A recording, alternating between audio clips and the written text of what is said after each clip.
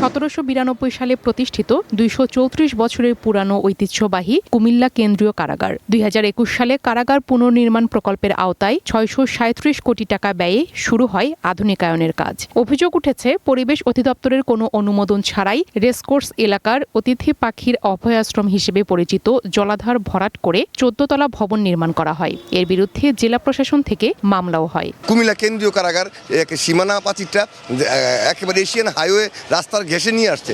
এটার জন্য কুমিল্লাবাসী ফুঁসে উঠেছে। লাইফে কখন কি হয় গ্যারান্টি আছে, তাই ইন্স্যুরেন্স করুন সিটি ব্যাংকে, কারণ ইন্স্যুরেন্স করলে সিটিতে সুরক্ষা পাবেন নিশ্চিতে। রাস্তার বাইরে থাকতো, এখন তো মনে করেন যে কোটিগুলা দিয়েছে এই কোটি তো রাস্তাটা মানে চিপ হয়ে গেছে। দেয়াল নির্মাণের জন্য যে গর্তগুলো করা হয়েছে সেগুলোর কারণে আমি মনে করি অনেকটা ঝুঁকির মধ্যে আছে। তো আমি সেই ক্ষেত্রে খুব সাবধানতা অবলম্বন করে আমাদের অভিভাবকদের সহায়তায় আমি শিক্ষার্থীদেরকে ছুটি দিয়েছি। জলাধার ভরাটের পর এবার কারাগারের সামনের দেয়াল ভেঙে চারিদিকে সড়কের গা ঘেঁষে নতুন সীমানা প্রাচীর তোলা হচ্ছে। কারা ফটকের বিপরীতেই কুমিল্লা সিটি কর্পোরেশন ভবন। এর সামনে দিয়ে যাওয়া গ্র্যান্ড ট্রাঙ্ক সড়ক তথা পুরাতন ঢাকা চট্টগ্রাম মহাসড়কটি 4 লেনে উন্নীত করার প্রস্তাব রয়েছে, কিন্তু সড়ক আইন না মেনে সেই রাস্তা সংকুচিত করেই চলছে নির্মাণযোগ্য। এমনকি ড্রেনও জেলখানার প্রাচীরের ভেতরেই নিয়ে যাওয়ার অভিযোগ উঠেছে। সীমানাকে বর্ধিত করা এটার এখানে প্রয়োজন নাই, কারণ আমাদের যে মূল বিষয়টি হচ্ছে সীমানা প্রাচীর বা দেয়ালের যে সিকিউরিটি বা জেলখানার সিকিউরিটির নাম বিক্রি করে কিন্তু আমাদের সিটি কর্পোরেশন বা রোডসের জায়গা দখল করে সীমানা প্রাচীর নির্মাণ করার জন্য এখানে পদক্ষেপ নেওয়া হয়েছে। স্থানীয়দের বাধার মুখে সামনের কিছু অংশের কাজ সাময়িক বন্ধ থাকলেও দুপাশ ও পেছনের অংশের কাজ ঠিকই চালিয়ে যাচ্ছে কারা কর্তৃপক্ষ। তবে কারাগারের সামনের অংশে খোঁড়াখুড়ি করায় যে কোনো সময় বড় ধরনের দুর্ঘটনার আশঙ্কা করছেন পথচারী ও এলাকাবাসী। এইভাবে একটা কাজ ফেলে না রেখে গর্তগুলো যখন পূরণ করার যখন একটা স্থাপন করার দরকার ছিল তারা এটা করে নাই। যেই রাস্তা এটা করতেছে এই রাস্তার দেয়ালটা না করলে সবচেয়ে উত্তম হইতো, সবচেয়ে ভালো হইতো। এই বিষয়ে senior jail super Shah Alam খানের সাথে যোগাযোগের চেষ্টা করা হলেও তিনি ক্যামেরার সামনে কথা বলতে রাজি হননি। তবে মুঠোফোনে সমাধান খোঁজার আশ্বাস দিয়েছেন চট্টগ্রাম বিভাগের কারা উপমহাপরিদর্শক। আলাপ আলোচনার মাধ্যমে এটা হবে। কিছু দাবি দেওয়া আসছে, তা আমরা ওইগুলা সমন্বয় করেই আমরা কিসের ভিতরে করব।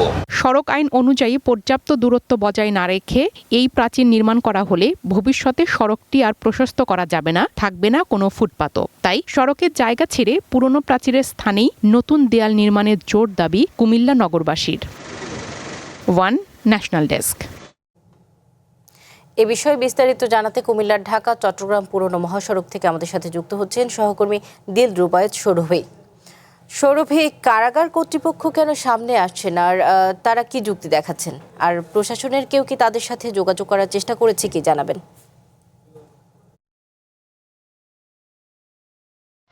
না, প্রশাসন তাদের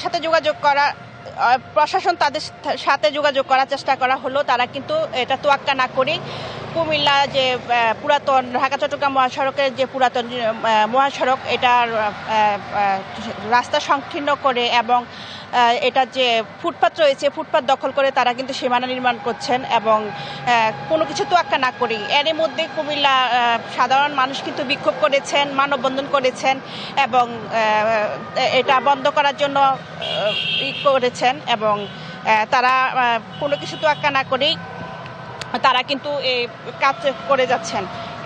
এই মহাসড়কটি সংকীর্ণ করে নতুন সীমানা প্রাচীর নির্মাণ করছেন এবং কুমিল্লা কারা কর্তৃপক্ষ এতে সড়কের প্রশস্ত কমে যাচ্ছে এবং বাড়ছে যানজট। কুমিল্লা কেন্দ্রীয় কারাগারের সামনেই রয়েছে জেলা পরিষদ, সিটি কর্পোরেশন, জেলা প্রশাসকের কার্যালয়। এই সড়কের পাশে রয়েছে পুলিশ ল্যান্ড, সার্কিট হাউস, ডাকঘর, অফিস সহ সরকারি বেসরকারি গুরুত্বপূর্ণ প্রতিষ্ঠান। এই সড়কটি একটি গুরুত্বপূর্ণ ব্যস্ততম সড়ক। আর এই সড়কটি সংকীর্ণ করার প্রতিবাদ জানিয়ে মানববন্ধন ও বিক্ষোভ করেছেন কুমিল্লা নাগরিক সমাজ।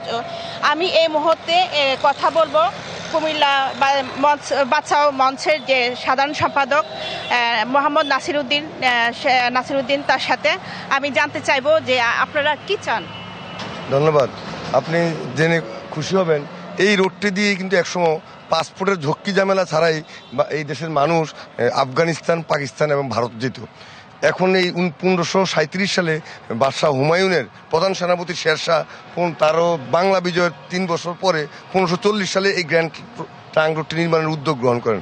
মাত্র 5 বছরে উনি এই চট্টগ্রাম হয়ে কুমিল্লা হয়ে যশোর হয়ে এবং কলকাতার হাওড়া হয়ে পাকিস্তানের পেশোয়ারা এবং আফগানিস্তানের কাবুলে গিয়ে এই রুটটি শেষ হয় এবং এই রুটটির দৈর্ঘ্য 2500 কিলোমিটার।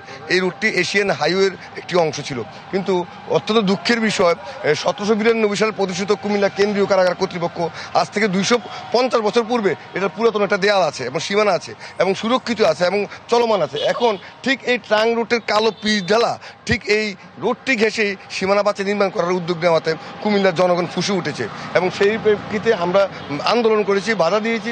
এবং আপনি জেনে আরও আমরা দুঃখিত যে এই কারাগারের পশ্চিম পাশে আরেকটি রোড আছে, ডিসি বাংলা রোড। এই রোডের পাশে একটি সিটি কর্পোরেশনের একটি ড্রেন আছে, এই ড্রেনটিও তারা ভিতরে নিয়ে তারা কারাগারের দেয়াল নির্মাণ করছে।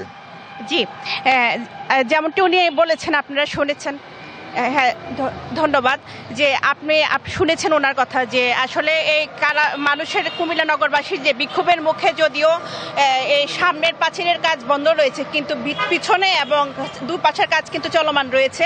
এবং আপনি এটা আরেকটা বিষয় আপনাকে জানিয়ে রাখি যে ভিতরে 2টি পুকুর এবং পিছনে একটি জলাশয় কিন্তু তারা ভরাট করে ফেলেছে পরিবেশ অধিদপ্তরের ছাড়পত্র ছাড়াই। এতে করে জেলা প্রশাসকের সাথে তাদের একটা দ্বন্দ্ব রয়েছে। সাউদা, এ ছিল আমার কাছে সর্বশেষ। ধন্যবাদ আপনাকে।